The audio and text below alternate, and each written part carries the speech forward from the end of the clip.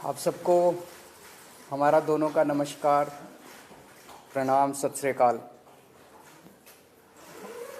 दिल्ली में हवा काफ़ी ख़राब हो गई है, प्रदूषण काफ़ी ज़्यादा हो गया है, लोगों को सांस लेने में दिक्कत हो रही है।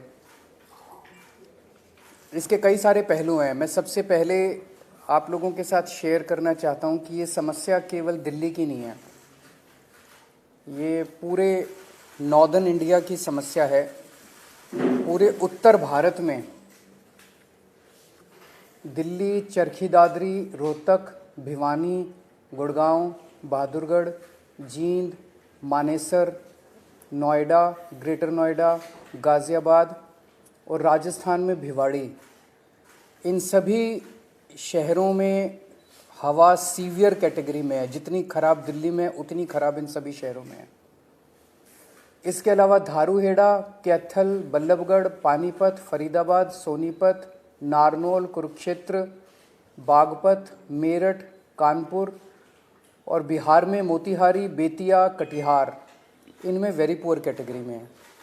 तो ये समस्या पूरे उत्तर भारत की समस्या है प्रदूषण की, और जाहिर तौर पे इसमें केवल आम आदमी पार्टी इसकी जिम्मेदार नहीं है, केवल केजरीवाल इसका जिम्मेदार नहीं है, केवल दिल्ली और पंजाब की सरकारें इसकी जिम्मेदार नहीं है। इसके कई सारे कारण हैं, कई लोकल कारण हैं, कई रीजनल कारण हैं। एक राज्य की हवा एक राज्य में नहीं रहती, इधर से हवा उधर जाती है, उधर से हवा इधर आती है। तो जैसा हम कई बार कह चुके हैं कि इसमें केंद्र सरकार को आगे आके इसके ऊपर स्पेसिफिक कदम उठाने पड़ेंगे ताकि पूरे उत्तर भारत को प्रदूषण से बचाया जा सके। ये पूरे उत्तर भारत की समस्या है, पहली चीज़। दूसरी चीज़, पंजाब में और दिल्ली में हमारी सरकार है। ये वक्त फिंगर पॉइंटिंग का नहीं है, ब्लेम गेम का नहीं है, एक दूसरे को गाली देने का नहीं है, इतने सेंसिटिव मुद्दे पे राजनीति करने का नहीं है। उससे समाधान नहीं निकलता। हम करते रहे राजनीति, वो कहते रहे केजरीवाल जिम्मेदार है, हम कहते रहे वो जिम्मेदार है, इससे कोई समाधान तो नहीं निकलता। जनता को इससे फ़ायदा तो नहीं होता। जनता को तो समाधान चाहिए। पंजाब में पराली जल रही है, हम मानते हैं पंजाब में पराली जल रही है, इसके लिए किसान जिम्मेदार नहीं है, किसानों को समाधान चाहिए। किसानों को जिस दिन समाधान मिल जाएगा वो पराली जलाना बंद कर देंगे, क्योंकि दिल्ली तक जब पराली का धुआं पहुंचता है उसके पहले तो उस किसान के खुद के घर में वो धुआं जाता है, उसके बच्चों के धुआं जाता है। तो उसके लिए किसान जिम्मेदार नहीं है। पंजाब में हमारी सरकार है। अगर पंजाब में पराली जल रही है उसके लिए हमारी सरकार, हम जिम्मेदार हैं। हम इसकी जिम्मेदारी लेते हैं कि पंजाब में अगर पराली जल रही है, अभी हमारी सरकार को बने हुए 6 महीने हुए हैं। 6 महीने बहुत छोटा पीरियड होता है। बहुत सारी समस्याएं थी पंजाब की, बहुत सारे माफिया काम कर रहे थे पंजाब में, उन कई सारे माफियाओं को कंट्रोल किया है। इसके ऊपर भी मान साहब की सरकार ने कई कदम उठाए हैं, वो अभी आपके साथ शेयर करेंगे। पराली के ऊपर पहला साल था, कुछ महीने का चंद टाइम मिला, कुछ कदमों में कुछ सफलता मिली, काफ़ी सफलता नहीं मिली। और मुझे उम्मीद है कि अगली साल तक, जब अब लगे हुए हैं इस पे, अगली साल तक पराली के जलने का इंसिडेंस काफ़ी कम होगा। कई सारे कदम उठाए जाएंगे, स्पेसिफिक कठोर कदम उठाए जाएंगे, किसानों के साथ मिलकर कदम उठाए जाएंगे। लेकिन हम इसमें ब्लेम गेम नहीं करना चाहते। पंजाब के अंदर अगर पराली जल रही है उसके लिए हम जिम्मेदार हैं, हमारी सरकार जिम्मेदार है। इसमें मान साहब की सरकार ने कई सारे कदम उठाए हैं, वो आपके साथ शेयर करना चाहेंगे। जैसा कि अरविंद केजरीवाल जी ने बोला, ये नॉर्थ इंडिया की प्रॉब्लम है।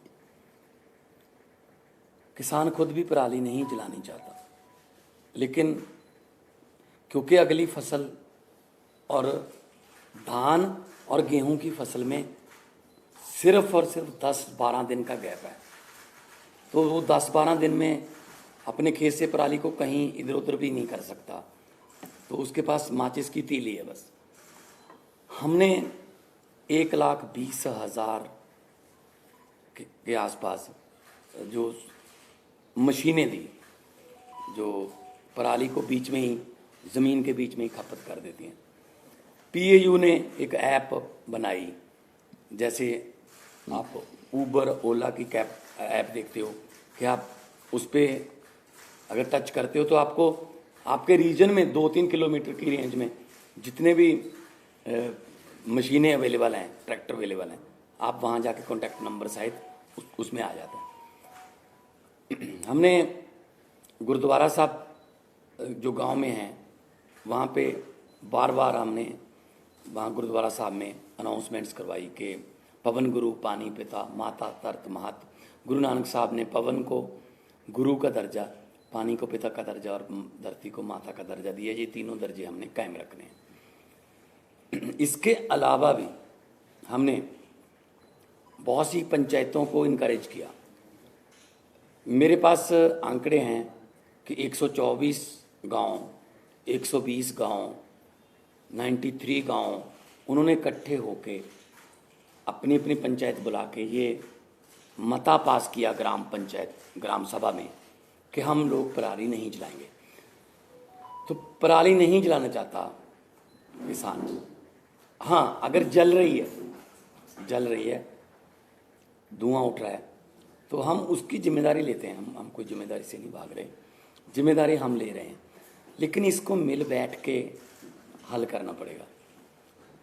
जैसा कि अरविंद जी ने बोला कि हमारे पास इतना कम समय था, इतने कम समय में दोनों फसलें आ गई। 16 मार्च को सेरेमनी थी, बस 15 दिन बाद गेहूं आ गया, बिल्कुल गेहूं के बाद धान आ गया।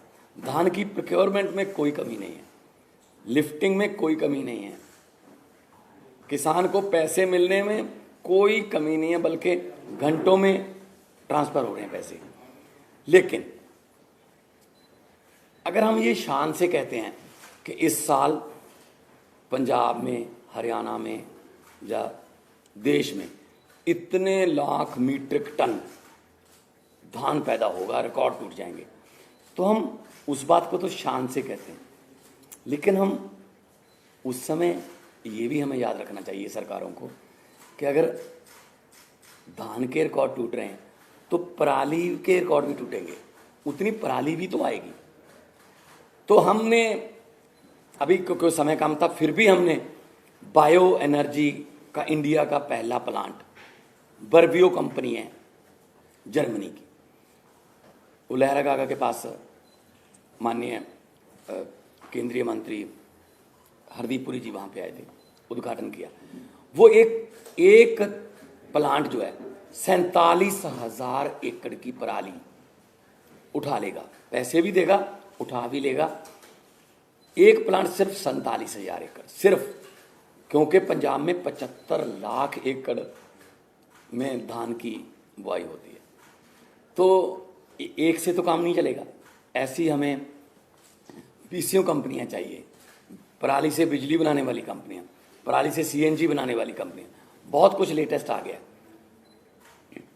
हम आपसे ये वादा करते हैं, अगले साल नवंबर में इसी हॉल में शायद हम किसी और एंगल से बैठेंगे कि हम उस समय तक इसका हल कर चुके होंगे। चाहे तो हमें, पंजाब में इतनी फर्टाइल धरती है, कुछ भी बीज सकते हैं, बस एमएसपी मिल जाए। चाहे तो हम जो क्रॉप डाइवर्सिफिकेशन है उसकी तरफ जाएंगे, फसलों की अदला बदली में। धान से किसान भी कह रहा है मैं धान नहीं उगाना चाहता, मेरा पानी नीचे जा रहा है धरती वाला।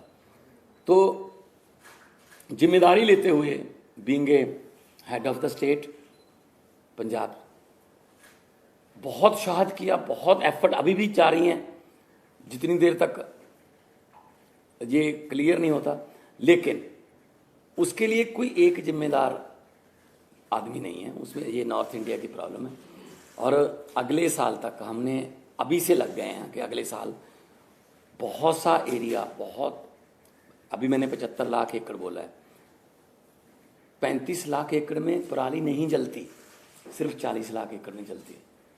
40 लाख एकड़ को भी हम कोशिश करेंगे कि कहीं और किसी और फसल का बदलाव हो जाए, किसान को उतना ही पैसे जितना धान बीज कर 1 एकड़ से उसकी कमाई होती है किसी और फसल से हो जाए, चाहे तो वो सरसों हो, चाहे बाजरा हो, सूरजमुखी हो, पॉपुलर हो, सब्जियां हों, लेकिन मार्केटिंग चाहिए। तो इसके लिए हमने अभी से काम शुरू कर दिया। तो मैं एक बार फिर ये कहना चाहता हूँ कि सेंट्रल सरकार को मिलकर बैठना चाहिए। ये नॉर्थ इंडिया का मुद्दा है, पूरे नॉर्थ इंडिया का मुद्दा है। जैसे कि सीएम साहब ने अभी शहरों के नाम गिनाए हैं, कुछ शहरों के नाम ऐसे हैं जो नए भी आए होंगे AQI में, तो एयर क्वालिटी इंडेक्स में। सो मैं बतौर मुख्यमंत्री पंजाब आपको आश्वासन भी देता हूँ और जिम्मेदारी भी लेता हूँ कि जो पराली जल रही है उसका कोई ना कोई हमने एफर्ट्स बहुत किए, कमी भी रह गई होगी, बहुत सी हमारी योजनाएं सफल हुई, बहुत सी नहीं भी सफल हुई, लेकिन किसानों के साथ बैठकर, उनके जथेबंदियों के साथ बैठकर हम अगले साल के लिए प्लान कर रहे हैं। और इस साल और कम हो, अभी हमने वो छोड़ा नहीं है कि हम छोड़ रहे हैं कि ऐसे जला दो या को। पर्चे दर्ज की बात है, पर्चे दर्ज करने से किसी भी चीज़ का इंडेक्स नहीं पता चलता आपको। अगर पर्चे कम दर्ज करेंगे तो इसका मतलब ये थोड़ी है कि पराली कम जली है। अगर किसी ने पर्चे दर्ज नहीं किए इसका मतलब ये थोड़ी पराली जल गई। जब ज़्यादा पर्चे दर्ज के लिए इसका मतलब ये। तो मेरा मतलब ये है, किसान को ये भी ना लगे कि मैं अपराधी हूँ। किसान को अन्नदाता कहते हैं और अन्नदाता ही रखना है। ये जैसा अभी मान साहब ने कहा कि अभी भी स्थिति को कंट्रोल करने के लिए जो भी आने वाले दिनों में कदम उठाने की ज़रूरत है हम उठाएंगे। तो दिल्ली में कल से हम प्राइमरी स्कूल्स बंद कर रहे हैं, प्राइमरी क्लासेस बंद कर रहे हैं जब तक स्थिति में सुधार नहीं हो जाता। और ऑड इवन के ऊपर विचार चल रहा है कि ऑड इवन करने की ज़रूरत है, अगर ज़रूरत होगी तो ऑड इवन को लागू किया जाएगा। आज सुबह मैं देख रहा था, आदेश गुप्ता जी कह रहे थे कि वो एक दादा के नाते बोल रहे हैं और उनका जो पोता है उसे दिक्कत हो रही है। मैं उन्हें भरोसा दिलाना चाहता हूँ आदेश गुप्ता जी कि आपका पोता मेरा भी पोता है, और भरोसा रखिए कि हम पूरी कोशिश करेंगे, मिल के कोशिश करेंगे कि किसी भी बच्चे को किसी भी तरह की तकलीफ़ नहीं होनी चाहिए, उसके स्वास्थ्य से संबंधित, उसकी ज़िंदगी से संबंधित। अगर कोई क्वेश्चंस हैं एक दो तो। जो मान साहब ने कहा जो पराली को लेकर इस पे सवाल उठ रहे थे कि जो केंद्र सरकार से आप लोग को कह रहे थे जो प्रस्ताव भेजा था वो नहीं माना गया, उस समय उसके बावजूद कोई और कदम जो आप लोग उठा सकते थे? नहीं, देखो 2 प्रस्ताव हमने भेजे थे। एक तो था कि 1500 आप दे दो, 500 दिल्ली गवर्नमेंट से ले लेंगे, 500 हम दे देंगे, 2500 रुपये पर एकड़ अगर उसको मिल जाएगा, वो दिहाड़ी वगैरह पे उसका खर्च होगा 1000 के आसपास, वो पराली को एक जगह पे रख लेगा, निकाल के अपनी फसल वो गेहूं की बीज देगा। लेकिन वो प्रस्ताव माना नहीं है। फिर हमने कहा कि बहुत सी कंपनियां ऐसी हैं जो पराली से बिजली बनाना चाहती हैं, बायोगैस बनाना चाहती हैं, उनके लिए फेडरल गवर्नमेंट से, सेंट्रल गवर्नमेंट से हमें परमिशन चाहिए थी, वो भी इतनी जल्दी में हो नहीं पाई। अभी भी हम कोशिश कर रहे हैं दोबारा कि चलो ये सीज़न हो गया तो अगला सीज़न तक तो कम से कम कर लें। तो हमारी तरफ से 1,20,000 हैप्पी सीडर्स बोलते हैं उसको, वो मशीनें चल रही हैं। मशीनों की अवेलेबिलिटी की कोई प्रॉब्लम नहीं है। हम गुरुद्वारा साहब में भी अनाउंसमेंट करवाते हैं कि जिसको मशीन चाहिए, इस गांव में मशीन, भाई 4 मशीन, 2 ट्रैक्टर हैं, अगर आपके पास अकेला ट्रैक्टर है, मशीन नहीं है, तो आप मशीन वहाँ से ले आएँ। अगर आपके पास ट्रैक्टर भी नहीं है तो ट्रैक्टर समेत भी मशीन मिलती है। तो हम एफर्ट्स में कोई कमी नहीं छोड़ रही।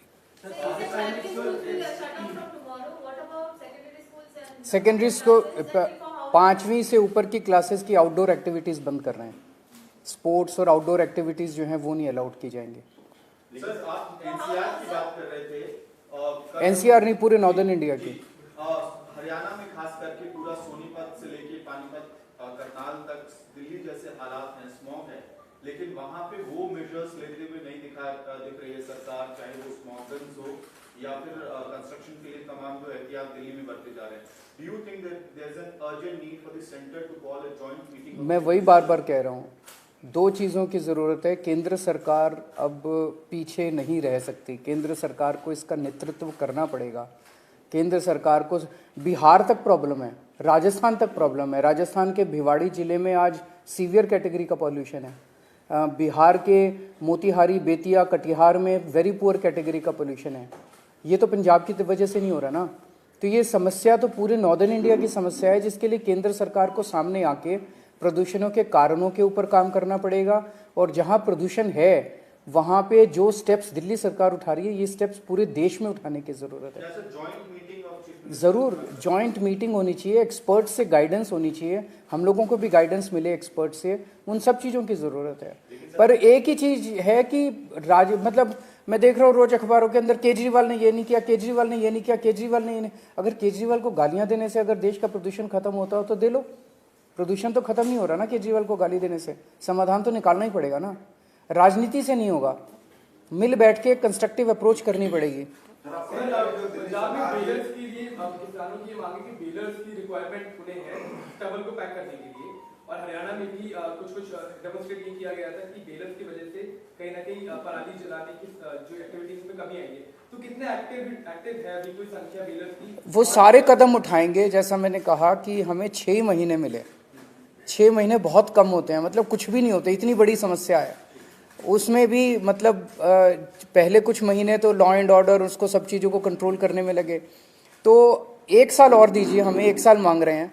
हमें पूरी उम्मीद है जिस तरह से दिल्ली से हमारी आम आदमी पार्टी की सरकारें काम करती हैं, अच्छी नीयत से, पढ़े लिखे लोग हैं हम, तो इसको भी समस्या का समाधान निकालेंगे। बेलर्स भी लेके आएंगे, हैप्पी सीडर भी लेके आएंगे, क्रॉप डाइवर्सिफिकेशन की जरूरत है वो भी करेंगे। सारी चीज़ों के ऊपर काम अभी पैरेलली चल रहा है। अगले साल में तो अगला सीजन ही होगा, अगले सीजन में आपको ये तकलीफ होनी, लेकिन हम कोशिश ये करेंगे कि हम धान से किसानों को किसी और फसल की तरफ लेके जाएं। उसके लिए मार्केटिंग चाहिए, एमएसपी चाहिए। हम बात कर रहे हैं, सेंटर के साथ भी बातचीत चल रही है कि क्योंकि राइस की कोई कमी नहीं है। मैं एफसीआई की स्टैंडिंग कमेटी का मेंबर था जब मैं मेंबर ऑफ पार्लियामेंट था। एफसीआई ये कह रही है कि हमारे पास राइस की कोई कमी नहीं है, लेकिन अब जो राइस पैदा होता है वो तो एफसीआई को उठाना पड़ता है, एमएसपी पे उठाना पड़ता है। तो हम कोशिश ये करेंगे कि ऐसी फसलें पंजाब में अगली बार आएँ ज़्यादातर जिनमें कम पानी खपत। मतलब पंजाब का नाम ही सिर्फ पानियों पर है, 5 आब, 5 दरिया, पानी नहीं है, ना तो ऊपर वाला ना ही नीचे वाला। 1 किलो चावल पैदा करने के लिए 3800 लीटर पानी पंजाब खपत कर रहा है 1 किलो चावल के लिए। तो हम देश को चावल नहीं दे रहे, हम देश को पानी दे रहे हैं। तो हम कोशिश ये करेंगे, किसान खुद इस बात से सहमत है कि हमें किसी और फसल की तरफ ले जाओ, बशर्ते उन्हें उतना ही कमाई हो जितनी धान से एमएसपी बेच। शिक्षा मंत्रालय ने देश भर के स्कूलों के लिए परफॉर्मेंस रेटिंग इंडेक्स लागू किया है। 2020-21 की रिपोर्ट है। दिल्ली के स्कूलों की स्थिति खराब बताई गई है, लेवल 2 भी क्रॉस नहीं कर पाई, और उसी दौरान पंजाब ने बेहतर परफॉर्म किया 2020-21 में, पूरे देश में 3रे नंबर पर है। आप सवाल ये है कि जनता से पूछ लो कि कहाँ के स्कूल अच्छे हैं और कहाँ के खराब हैं। मुझे नहीं पता ये कैसे बनाया इंडेक्स, इसकी डिटेल्स तो मनीष सिसोदिया जी बताएंगे, वो टेक्निकली सारी चीज़ों में समझ रखते हैं कि इसमें कैसे बनाया गया, क्या बनाया गया। लेकिन आप दिल्ली के लोगों से पूछ लो कि स्कूलों से खुश हो गया, और बाकी देश के लोगों से पूछ लो कि स्कूलों से खुश हो गया, आपको आपका जवाब है। और आप भी जानते हो, आप स्माइल कर रहे हो कि कौन सा स्कूल अच्छा है। Thank you.